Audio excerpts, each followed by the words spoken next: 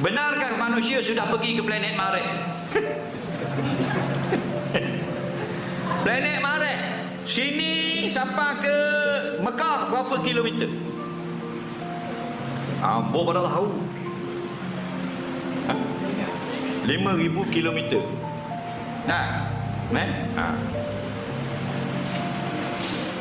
Jauh tu, okey. Kita dengan bulan 480,000 kilometer.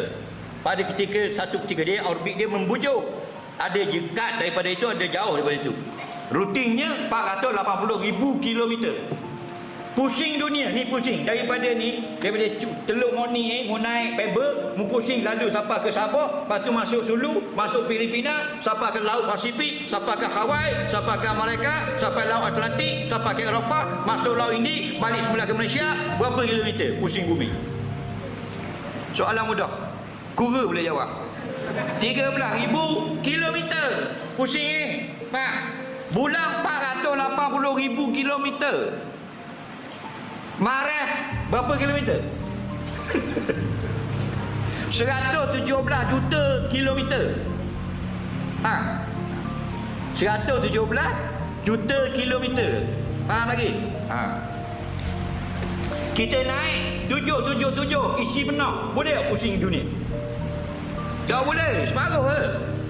Ini isi minyak pun dah. Dah kalau 117 juta kilometer, minyak dia boleh isi. Minyak Bali. Bukan kita kata tak dapat, tapi fikir dulu. Allah suruh buyakkan kan, suruh fikir. Betul tak? Naik bulan bila pertama kaki naik atas bulan? Nampak atas bulan gambar astronaut. Bila? 1969. Dah berapa dah pergi kali kedua? Dulu tak canggih, pakai minyak gas apa? Ni canggih tak apa? Ada masalah tak? Ada masalah. Nak tengok siapa lagi manusia ke Mars ke bulan? Tengok dalam kitab Qurratul Aini. Yang jawab dalam masalah-masalah di situ ialah Tok Guru Syekh Nuruddin Al-Banjari, namanya Syekh Ismail Usman Zain. Orang Yaman. Ada kitab dia nama Qurratul Ain. Ada di sana. Kita malah jawab. Jadi nak kabur jauhnya Mars dengan kita 117 km. Kita hanya sampai dengan teleskop. Okey? Bukan kita nak menidakkan, tapi kita kena banyak pengetahuan sebelum kita dengar semua benda. Okey?